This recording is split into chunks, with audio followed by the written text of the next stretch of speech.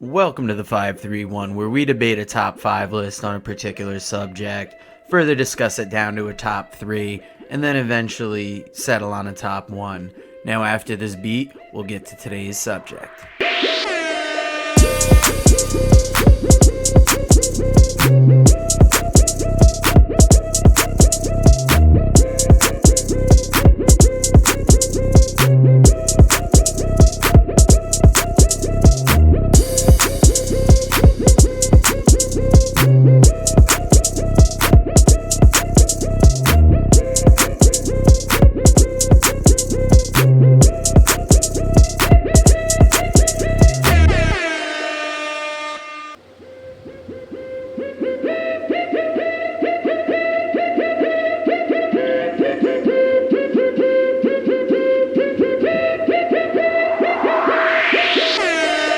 Alright fans, welcome back for another week of the 531, where we take our top 5 list on a particular subject, vote it down to a top 3, and then we debate it down to a number 1 that week.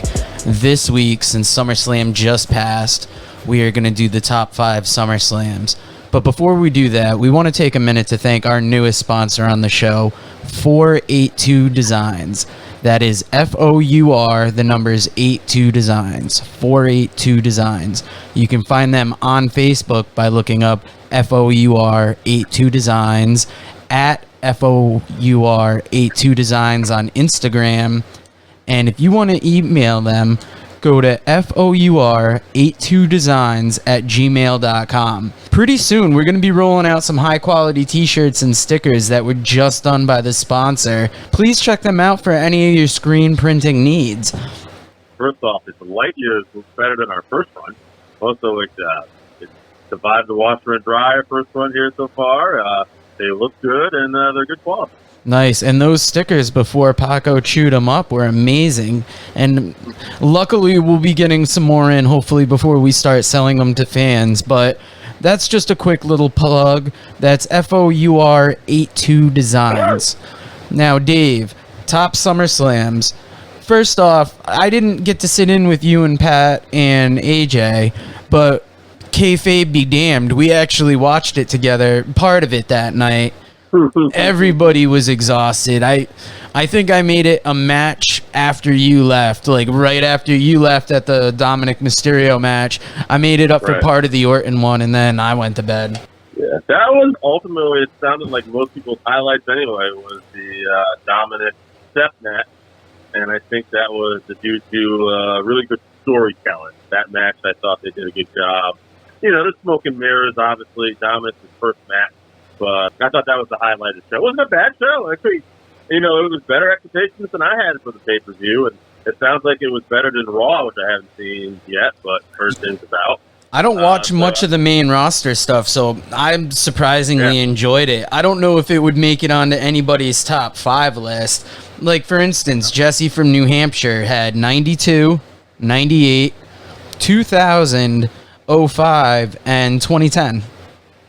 Interesting. Yeah, I feel like 92 is going to pop up quite a bit. Some of the newer ones surprise me, but I mean, hell, I've got 3 newer ones on my list, or 2 newer ones on my list. Yeah, 98's one that pops up. I see on a few lists here, too. So. Oh, that was, what was the big feud that year? Was that Shawn? That was Highway to Hell. That's the one I actually went to with AJ at the Garden. That's the one where it was Steve Austin and Undertaker. And there's a spot in there where Taker ducks his head and Austin, like, kicks him. And Taker shoots up, like, a spot, like, you know, like he's going to, like, raise up and give him the eyes and everything. And basically they collide heads. The back of Taker's head collides into Austin's head and his jaw and knocks Austin out. Oh, wow. Now, so Austin was kind of out of his look that match. Yeah. Now, who do you have first for a list? I got Randy. He leads with that said SummerSlam 98. He's got 2002, he's got 1997, he's got 2011, and he's got 2013. 2013, one of the more recent ones. But if you look at that card, that's actually Brock Lesnar wrestled CM Punk on that card, which ended up being a pretty good match. And then you had Daniel Bryan and John Cena, where Bryan actually did win his first world title that night. they play it off. I mean, Bryan wins it at WrestleMania 30. But technically, Bryan won it here, but he would lose it moments later because that's where Triple H would basically, who was the special referee here, would kick him in the gut afterwards, pedigree him, and then Orton would do the catching. And that started the whole Authority Daniel Bryan feud, which went on to WrestleMania. Oh, wow, that's a major list. I'll bring you my list next because I've only got the 2 this week. I've got SummerSlam 92, 93, 97, and then I picked a couple newer ones, 2014 and 2016. 2016 mainly because of that Brock Lesnar busting open Randy Orton's head.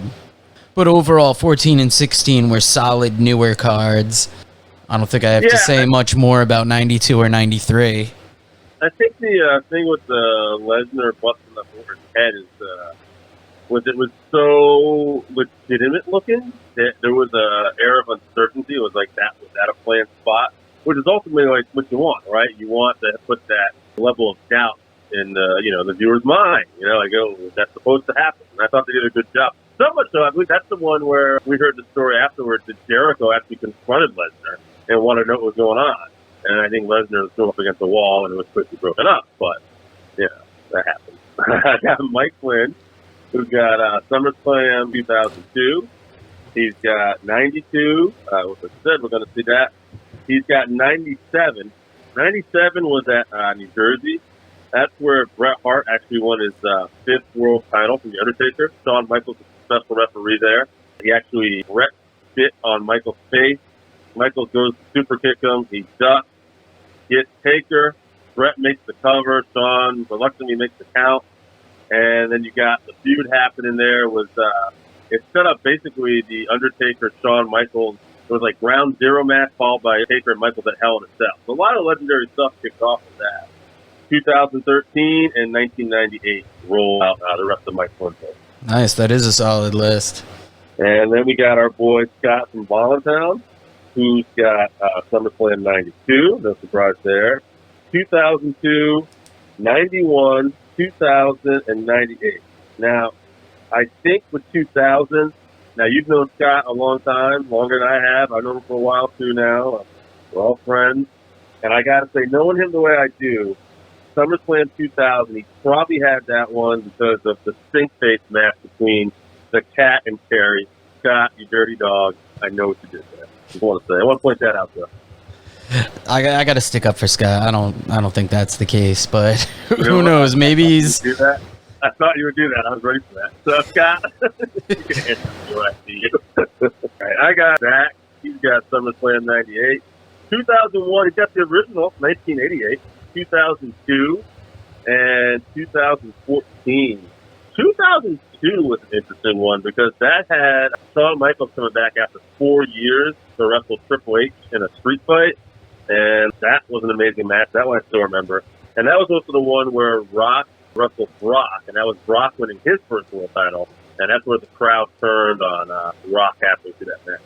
Wow, I was going to ask you about 2002 because that's popped up on a couple lists now so far, and I couldn't remember what was big on it. Yeah, that's one way I would have to say would be the big factor. And then I'm going to finish up this week, a little condensed version of 531. I got 92. Come on, Bret Hart, British Bulldog. It is the best SummerSlam match of all time. I believe that. We know your love of this match. We've heard how you back the Bulldog's training methods 100%. I mean, again, the guy did it on track, okay? Something needs to be said for that. 91, that's where Bret Hart wrestled perfect. I think they did it straight, though. So, I mean, you do the best you can. 2002, we just talked about. 97 was the one in New Jersey I talked about with Undertaker Bret. That also had huge love. Well, with Mick Foley, Mankind, I believe, wrestling Triple H in the cage. He wins, but at the end of it, he's Dude Love, and he dives off the cage with a big elbow. Oh, wow. And after that, I think I just decided to put 2013 there because I really did like that Lesnar Punk match and the Bryan Cena stuff. I took a quick list, and I've got 92, 97, and 02. Do you think there's one of these that should be replaced with the SummerSlam that's not in there? 92, 97, 02. Those seem to be the ones I heard the most. That's a solid list. I think you could argue 2013. That's the one we were just talking about with Lesnar and Punk and Cena and Bryan, but you really can't. They're all pretty even.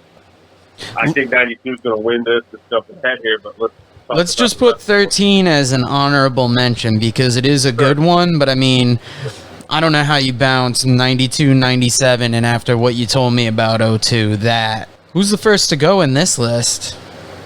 I really like that Shawn Michaels coming back after 4 years to wrestle Triple H. To me, that was the card.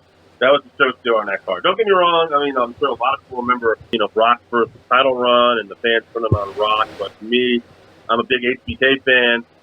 4 years. 4 years. We thought this guy's career was over.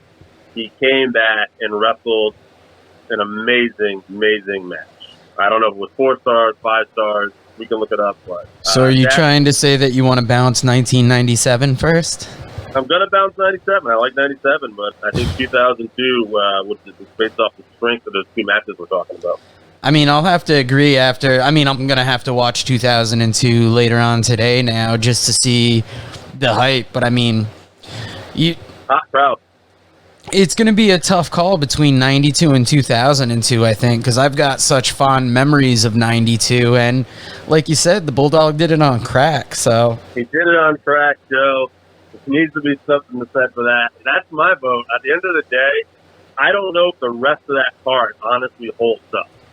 But like a movie, that's going, you're like, you're not sure if you like that, and then you just get this awesome cliffhanger. It's the greatest SummerSlam match of all time. It's Brett and Davey's masterpiece. I absolutely love it. And as far as SummerSlams go, and it's Wembley Stadium. It was an international event. It gets my vote every time. Yeah, Bulldog's home.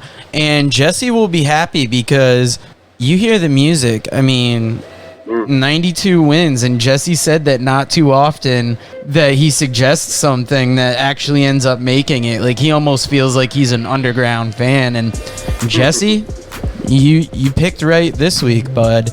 And we hope you guys all keep listening. And anybody that needs shirts, stickers printed up, that's FOUR82 Designs. They're on Instagram at gmail.com. Check them out on Facebook. And guys, we'll see you again next week. Guys, thank you for listening to the 531 here on YouTube this week. If you like what you hear, you can always find us on Anchor FM, Google Podcasts, Spotify, Breaker, Overcast, Pocket Cast, Radio Public, and on the Apple Podcast where you can subscribe and also give us a 5-star rating. We appreciate you listening. We want your feedback, 531, and if you agree with us. If you disagree with us, we also want you to let us know. And let us know what your 531 would be. Come up with a top 5 and let us know, and we'll tell you why you're wrong. And in order for us to do that, please contact us on Twitter. We're at Fans Working. Facebook page, Working Fans Wrestling Pod. Email workingfanswrestlingpod@gmail.com. It's very important that you actually contact us on these platforms because we want